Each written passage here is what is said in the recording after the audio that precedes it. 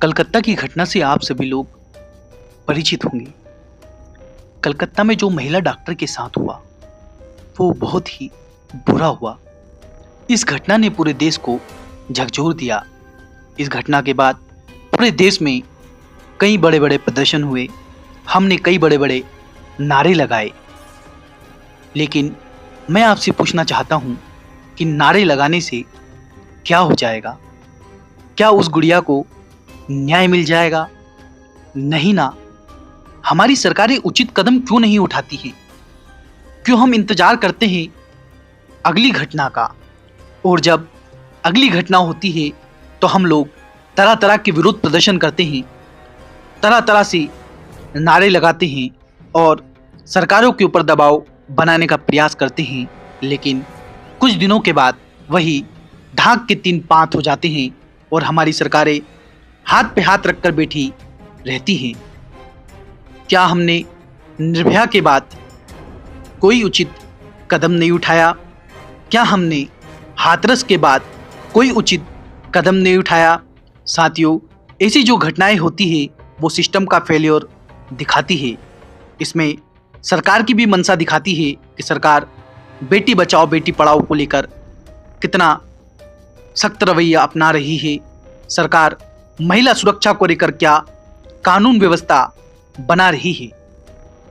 मुझे ये कहते हुए बहुत खेद होता है कि हम लोग सनातन धर्म में महिला को लक्ष्मी का रूप मानते हैं।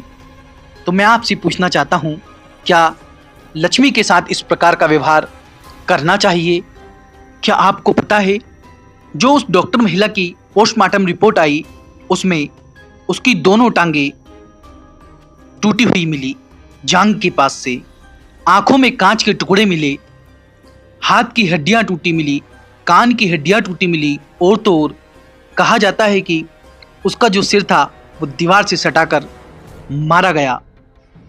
साथियों, कितनी प्रताड़ना हुई होगी उस बेटी को जिसने अपना जीवन समाज के लिए दान कर दिया था, जिसने मनुष्य सेवा के लिए अपने सपने पूरे किए।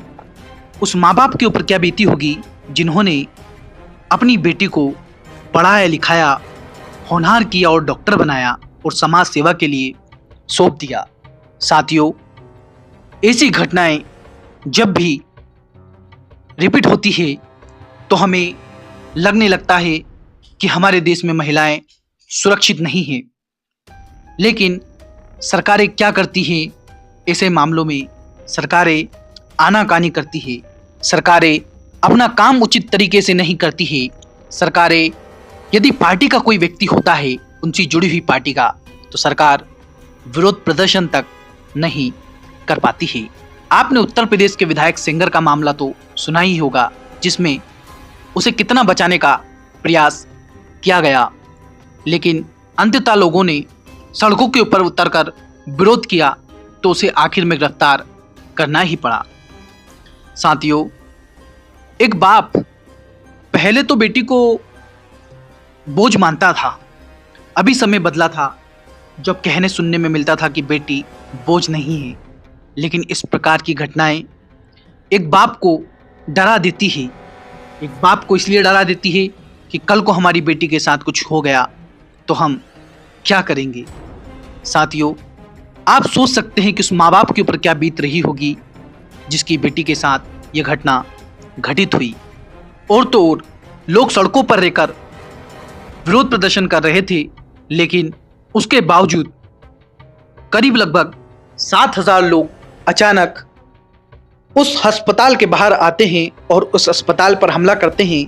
जो लोग डॉक्टर वगैरह वहाँ पे विरोध प्रदर्शन कर रहे थे उनका मंच तोड़ते हैं और हॉस्पिटल में घुस कर के सबूत मिटाने का प्रयास करते हैं।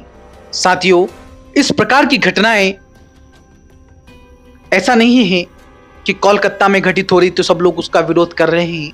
साथियों, जहां भी ऐसी घटनाएं घटित हो वहां पर हम लोगों को उसका भरपूर विरोध करना चाहिए और ये प्रयास करना चाहिए कि आने वाले भविष्य में इस प्रकार की घटना दोहराई न जाए। ऐसे अपराधियों को इस प्रकार की सजा, इस प्रकार का दंड देना चाहिए जब अपराध प्रूफ हो जाए कि इसी व्यक्ति ने किया है, तो मुझे ऐसा लगता है कि उसको उम्र कैद नहीं, उसको फांसी नहीं, उसका सीधा एनकाउंटर करना चाहिए। कई मामलों में ऐसा किया भी जाता है, लेकिन कभी कभी कोई गलत व्यक्ति को भी सजा दे दी जाती है। लेकिन सरकार को इसमें जल्दी से जल्दी उचित कार्रवाई करना चाहिए। उस बेटी को जल्दी से जल्दी न्याय दिलाना चाहिए। यदि उस बेटी को जल्दी से जल्दी न्याय दिया जाएगा तो एक प्रकार से उसके साथ न्याय होगा। फिर भी मैं इतना ही कहूँगा, जो अन्याय उस माँ बाप के साथ हुआ है, जो अन्याय उस डॉक्टर बेटी के साथ हुआ है, उस अन्याय की क्षतिपूर्ति कोई भी नहीं कर सकता। साथियों, ये दरिंदे हमारे समाज में पनपते क्यों हैं? इसलिए पनपते हैं क्योंकि इनको पता है सिस्टम के लूपहोल कहाँ है, सिस्टम से कैसे बचना है। बस इनकी हिम्मत वहीं से बढ़ती जाती है। मैं आपसे कहना चाहूँगा कि कोई ऐसा व्यक्ति जो 4 पत्नियां जिसकी रह चुकी है, चारों पत्नियों के साथ उसका व्यवहार ठीक नहीं रहा है, उसको राज्य की पुलिस बोर्ड में वॉलंटियर बनाने से क्या मतलब है? कहाँ सो रही थी सरकार अभी तक? साथियों, इस वीडियो को बनाने का उद्देश्य कदापि किसी की भावनाओं को ठेस पहुंचाना नहीं है, बल्कि इस वीडियो का उद्देश्य सिर्फ इतना है कि सावधान रहिए, सतर्क रहिए। यह घटना जो आज उसके साथ घटी, कल को किसी आपके के साथ भी घट सकती है।